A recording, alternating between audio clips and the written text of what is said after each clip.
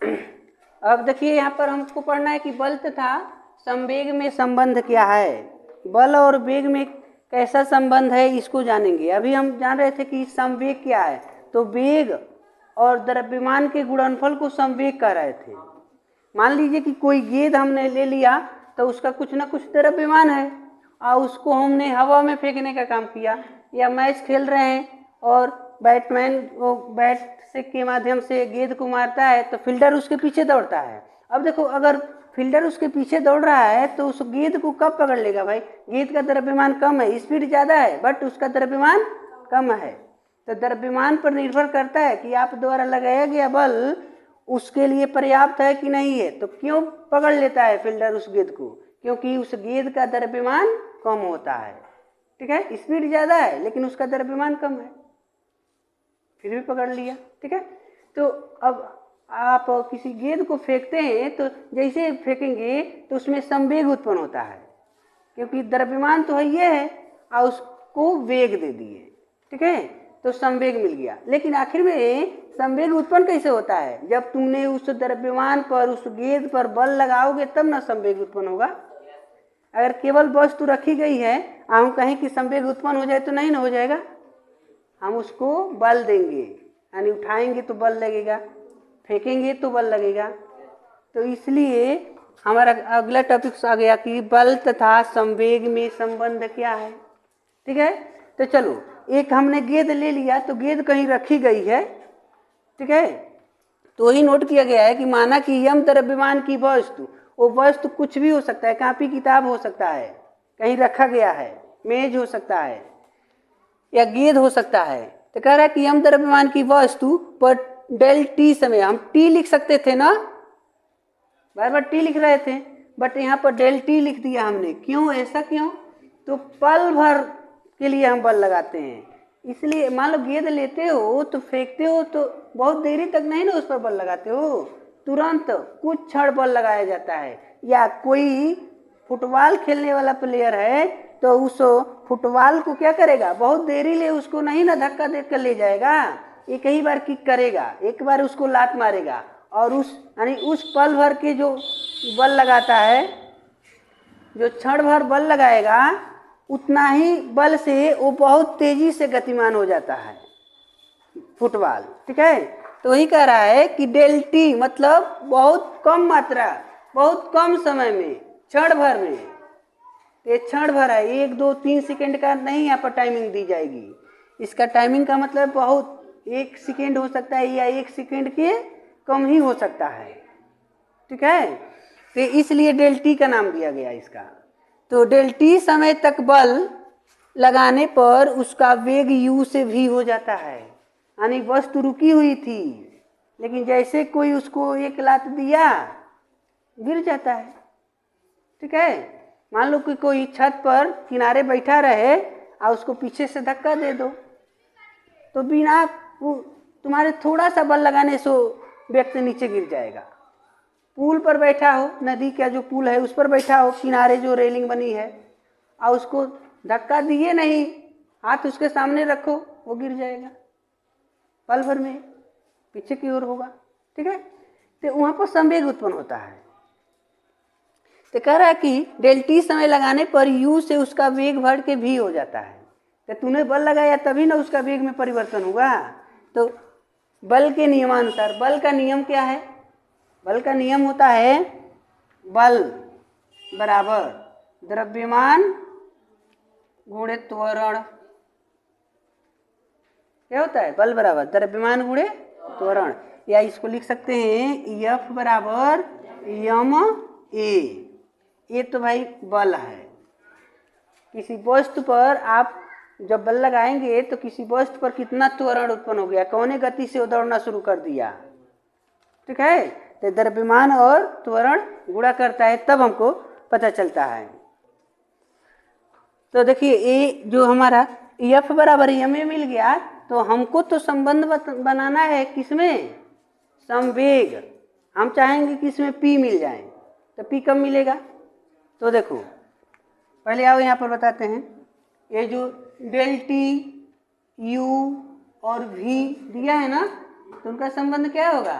तो आपको पता होगा कि त्वरण क्या होता है भाई, त्वरण होता है वेग परिवर्तन की दर, त्वरण कहलाता है। मतलब ऐसे लिख सकते हैं, त्वरण बराबर अंतिम वेग माइनस प्रारंभिक वेग बट्टे समय। हाँ, अब देखो तो त्वरण जो है हमारा, तो अंतिम वेग क्या है, v, u से बढ़ के v हो जाता है, तो यानी v minus u upon del t न है हमारा टाइम, यानी a बराबर मिल गया v माइनस यू बट्टे डेल टी। हाँ, चलो इनको उठाकर इसमें रख दो। जब इनको उठाएंगे और a की जगह पर रख देंगे तब हमको संवेग लाना है ना, संवेग और बल और संवेग में ना हमको संबंध चाहिए।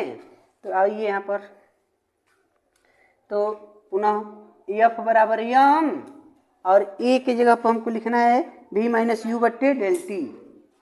तो v माइनस यू बट्टे डेल टी,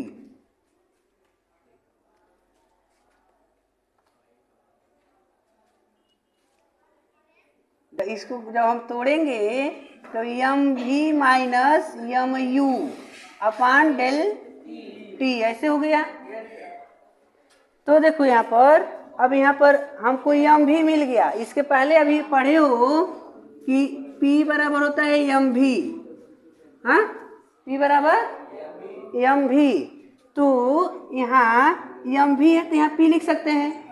तो ये बताओ, ये वेग है तो वेग तो यह भी है, यू भी तो वेग है। तो हम क्या करेंगे, यहाँ पर थोड़ा सा लिखेंगे कि देखो ये अंतिम संवेग है और ये प्रारंभिक संवेग है। तो जैसे यहाँ पर हमने लिखा है कि डेल टी, बहुत थोड़ा सा समय हमने लगाया, तो इन दोनों संवेगों का जो डिफरेंस है उनको हम कैसे नोट करेंगे, तो यहाँ लिखेंगे यम वी माइनस यम यू बराबर डेल पी। क्या लिखेंगे, डेल पी मान लेंगे। मान लो अंतिम संवेग में प्रारंभिक संवेग को घटाया गया होगा तो कुछ कम मिला होगा, ठीक है, तो उनको हम डेल पी नाम देंगे। तो इनको हो गया एफ बराबर, इनके जगह पर लिख दिए डेल पी बट्टे डेल टी, ठीक है। अब इनको इनसे गुणा कर दो तो हो जाएगा डेल टी इंटू एफ बराबर डेल पी। ये आकर के लिख सकता है कि डेल पी बराबर डेल टी इंटू एफ या एफ इंटू डेल टी।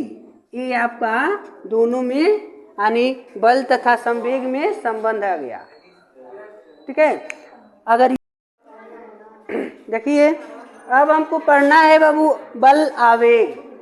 बल आवेग का भी मतलब है हमारे संवेग से ही, बल और संवेग में जो हम लोग संबंध स्थापित किए हैं उसी से हमारा संबंध बल आवेग का भी है। देखो बल इसमें जुड़ा है, आवेग, आ भैंस मुझे मार, बहुत लोग कहते हैं कि आ भैंस मुझे, तो ये कह रहा है, बल कह रहा है बल आवेग, आ मुझे मार। अब मारा कि बल एवं संवेग के संबंध से एक राशि आवेग को परिभाषित की जाती है। यानी जो बल और संवेग में जो संबंध स्थापित किए थे उन्हीं को हम, उसी में एक राशि उत्पन्न होती है जिसे हम बल आवेग कहते हैं, ठीक है। तो बल और संवेग में क्या हमको मिला था कि F equal to del p by del t. तो डेल पी क्या था और डेल टी क्या है, हमने कहा ना डेल टी मतलब बहुत थोड़ा सा समय, यानी इसको कहते हैं समयांतराल, यानी दो समयों के बीच का अंतर, डिफरेंस, ठीक है। और यहाँ हो गया संवेग परिवर्तन। यहाँ इसके पहले हमने दिखाया था ना कि यम v माइनस यम यू को ना हम डेल पी लिखे थे, ये बताओ दो संवेगों में अंतर था ना, इसलिए संवेग परिवर्तन है, ठीक है। आओ यहाँ पर इनको जब इधर हमने ट्रांसफर किया था तो हुआ था F इंटू डेल टी, ठीक है। Equal to del t. इसको लिख सकते हैं बल गुणे इसको समय अंतराल बराबर संवेग परिवर्तन। ठीक है, तो यहाँ पर जो आवेग है हम इन्हीं को मानते हैं, यानी आवेग यानी एफ इंटू डेल टी है तो इसको आवेग कहते हैं। जो इतना है F into D into del T को क्या कहना है? आवेग। तो बताओ ये किसके बराबर है भाई? संवेग परिवर्तन के बराबर है। तो संवेग परिवर्तन क्या हो गया? आवेग हो गया। ठीक है, तो यहाँ पर हम आवेग संवेग परिवर्तन न लिख सकते हैं आवेग। तो आवेग बराबर बल गुणे समयांतराल। ठीक है, यानी इनका दूसरा नाम है, इनका दूसरा रूप है आवेग। संवेग निकालना हो तो आप तुरंत कहोगे कि संवेग यानी P बराबर एम भी। ठीक है, और आवेग निकालना हो तब तो आवेग को क्या लिखेंगे? F into del T. ठीक है, आवेग यानी बल आवेग।